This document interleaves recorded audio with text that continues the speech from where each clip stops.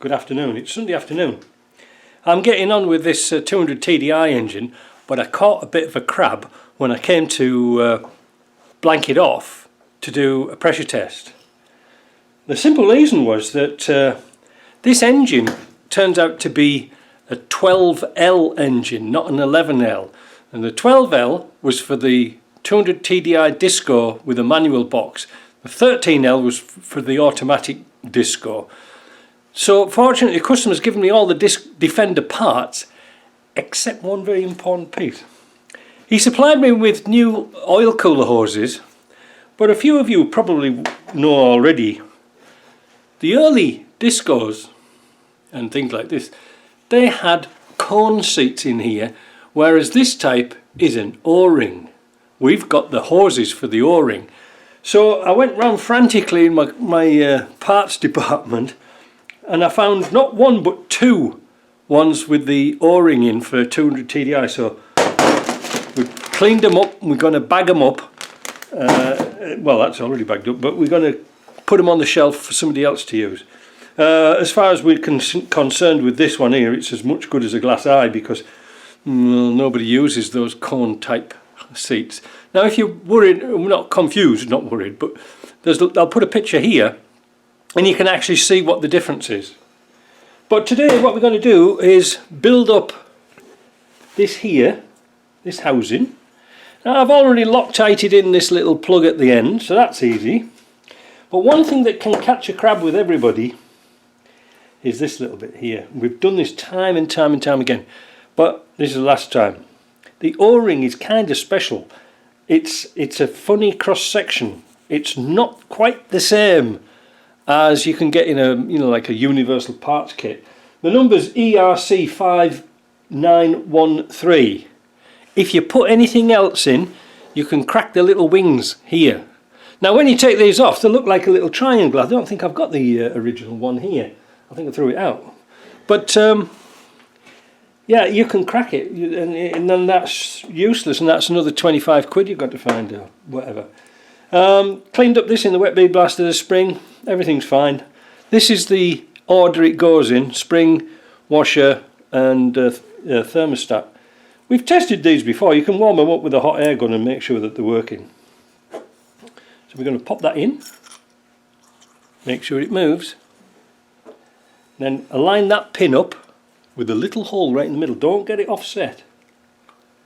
You can soon tell because you can press it down. And then I've got a couple of bolts, and we'll bolt it all up. Right, so there you are, that's the pieces all swapped over. I've made a new gasket, that's ready to bolt on. Then I can put the hoses on, put a filter on, then we can do some pressure testing. But one interesting note about this, now I was going to keep this and then I realised no, that's no point because it's not cut out for the O-ring type sale, so that's scrap. But I salvaged the O-ring because they're getting a bit scarce, because I only just put one in last week. This housing is exactly the same as the 2.5 housing. The 2.5 doesn't have the thermostat in it, and it has a blanking plate across here and a blanking plug here. So if you get stuck, you could always use a 2.5 one. So here we are on the engine. I've put the hoses on, the adapter, oil filter adapter, that's turned out nice. To get the Hylamar off, what did I use? The old Hylamar. A little bit, this was paint thinner, for painting cars. It seemed to work quite well. It doesn't, obviously it doesn't work with petrol to get Hylamar off or anything like that. So what we're going to do now, this is this side all complete. I'll spin this round, and you can see on here that I've got my new gauge. I thought I'd treat myself. $20 for a stainless steel glycerin filled gauge. A lot better than the other one, because I like this system. And what we're going to do now is try it and see what it does. So obviously, again, tap off, back this off. Right, so there we go. Now I hope you can see all this. So now I've put, I'm working on a design for an injector testing box so we can extract the fumes, but I won't do that yet. I've just put some old injectors in just to seal it up. Right, so that's backed off. Let's put some air in. There we go. And then we'll turn the knob and see what we can get up to. Now this is a 0 to 10 psi or 70 kilopascals. We haven't even got to 1 pound. Not even 1 pound and it's leaking. Where's it leaking from? Oil cap. The seal's hard. I know it's a bit cheaty because I did this the other day when I was testing my gauge out. But even with another cap, it's a little bit better. You can see the pressure is starting to come up, but it's still leaking. You see that's on 2 pound.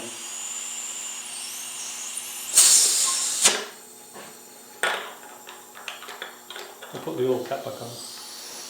It doesn't even get to 1/4 of a pound of pressure. What's that in? It gets to 3 kilopascals, which isn't much at all. So, Ben's sending me another cap. We're going to test them, because you see they've got rubber in here. I suppose you could take it off and make another rubber thing, but well, we might as well get another one. But we can't do a full test on this until we can seal off that leak, because we can't see where it's leaking from anywhere else. That's why we've left the cover off, to make sure that the seals aren't leaking, but it's just a bit of a shame. That should be in this week. But yeah, no, that little gauge works out beautiful. So my next job this afternoon, should I choose to accept it, I'm going to strip that box down and start to clean it up for parts. I just did a dig round on my shelf and I have some 1410 gears, so should I say, you know, like off a standard LT77 or R380. So we can salvage that, because I want to get it cleaned up so I can take it down to JP this week, because I know he's busy, and I can leave him that casing and then he can put a bush in it, and then whatever we decide to do with it, because Mark was wanting to put an ATB in one, we could do it with that casing. That would be kind of nice to build up from scratch, because like I say, it'll probably need a bearing kit. We don't know what it's like. Anyway, that's the news for this week. There's nothing else really to report. My little extractor box, which I was talking to you about, like this, rocker guard. I'm just giving it some rocker guard. So the idea is, inside there's a little metal tray for baking, so if there's any fumes or squirty bits, it won't get into the wood. And I had this blower for a wood stove. When you plug it in, it's variable speed. So on the front of here, there's going to be a glass Pyrex piece of, like a glass Pyrex tube.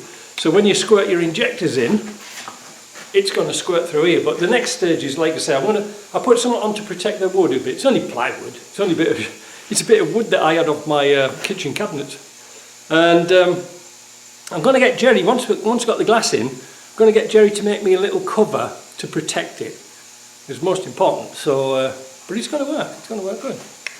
So I'll give it another coat, and then we'll paint it black, like Mick Jagger. See ya.